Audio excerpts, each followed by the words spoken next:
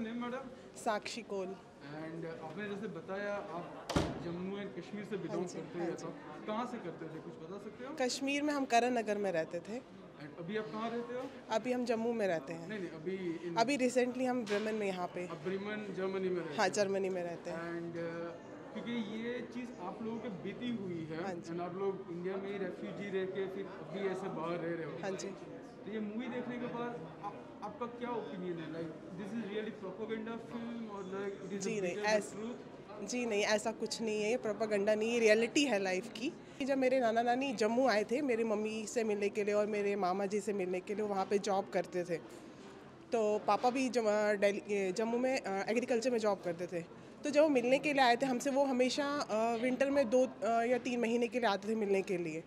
लेकिन एक टाइम ऐसा आया कि वो हमसे मिलने के लिए आए और पीछे से उनका मकान जला दिया। क्योंकि वो लोग भी कहते थे कि हम जब वहाँ पे रहते थे तो मिलिटेंट हमारे घर आते थे, वसूली सॉर्ट ऑफ कि आप बता दो यहाँ रहना है तो हमें कुछ चाहिए, पैसा चाहिए या मदद चाहिए, कुछ ऐसा वो करते थे। तो एक दिन मेरे नाना जी ने कहा हम नहीं करेंगे, हम यहाँ पे अपने मकान में रह रहे हैं और हम लोग उनको वसूली देंगे।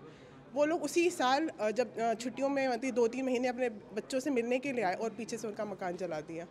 तो रिसेंटली जैसे मेरे दादा दादी जैसे वो करण नगर में रहते थे, तो करण नगर में भी हमारा मेन रोड पे बहुत बड़ा मकान था जिसकी वैल्यू 1 करोड़ थी। और हमारे पेरेंट्स ने एज़ यूजुअल सर्टिफिकेट्स लेके एजुकेशन को पकड़ के कि हम चलो सर्टिफिकेट्स होंगी तो हम आगे जाके एजुकेशन के थ्रू ही आगे बढ़ेंगे, अब जो हो चुका है जो हो चुका है।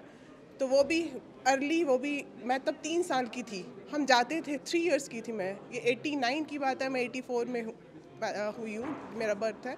तो 89 में मैं वहाँ से मतलब कि हम तो 87 में ही आ गए थे कि पापा की जॉब लगी थी और हम लोग थे। तो भी मेरे दादाजी का बिजनेस था and sort of up and down Jammu Kashmir चलता रहता था। लेकिन जब ये सब चीज़ हो चुकी थी तो हम एक ही बार में अपना सारा सर्टिफिकेट्स वगैरह मेरे पेरेंट्स की, चलो फिर जम्मू में उन्होंने गवर्नमेंट जॉब के लिए ट्राई किया 1 साल में, फिर उनको एग्रीकल्चर जॉब मिली। मेरे चाचा जी, मेरे ताया जी, सब लोगों ने फिर वो सब छोड़ दिया। फिर हम ऐसे ही किसी के क्वार्टर्स में रहते थे, मतलब जैसे किसी किराए पे रहते, कोई किसी का मकान जम्मू में मकान होता था, हम किराए पे रहते थे, कभी यहाँ कभी वहाँ करते करते फिर हमने 2003 में अपना मकान बनाया।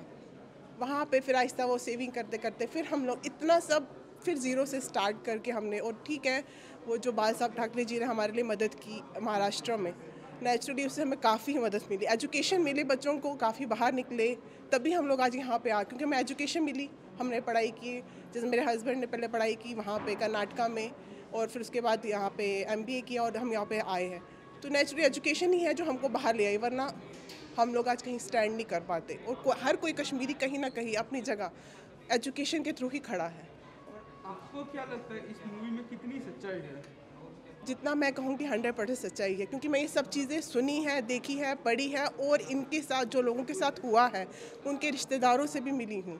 कहीं ना कहीं स्टोरीज है। मेरी एक फ्रेंड थी, उसके पेरेंट्स ऐसे इसी चीज़ में मरे थे और अकेले उसके नाना नानी ने उसको मतलब कि पाला पोसा बड़ा किया और फिर एजुकेशन दी। ये बहुत सच्चाई है इसमें। ये क्या ये मूवी देखते समय आपको मतलब कुछ फील हुआ या कुछ रोना वगैरह? हाँ, मैं तो स्टार्टिंग से ही रो रही थी, क्योंकि सुनने में और उसको फील करने में अलग बात है। मैं थिएटर में वो फील कर रही थी जब वो गोली लग रही थी, एक एक वो कश्मीरी जो वो शब्द बोले जा रहे थे, दैट इज सो पेनफुल, मैं एक्सप्रेस नहीं कर सकती थी। आखिरी में भी जब वो बोल रहा था बार बार वो जो 3 वर्ड्स थे, रलिव गलिव चलिव, वो बहुत ही पेनफुल है और वो लिटरली बोले जाते थे। और जो हम अपनी इज्जत बचाने के लिए कश्मीर से हम लोग बाहर निकले हैं, इसीलिए सिर्फ, और क्यों निकले, हमारा और कोई प्रोपेगेंडा नहीं था, हमें ये था कि चलो हमें अपने बीवी बच्चों की इज्जत बचाने के लिए हम निकले, वरना हमें रहने में कुछ नहीं था। क्योंकि जब हमारे साथ हुआ ऐसा, 30 लोगों को औरतों को ले लिया, किसी को ऐसे ही काटा, लकड़ी वाले पे काटा, एक हमारी एक पड़ोसी है जम्मू में, उसकी बहन के साथ ऐसा हुआ है। बहुत सारे ऐसे किस्से हुए हैं। हाँ, वो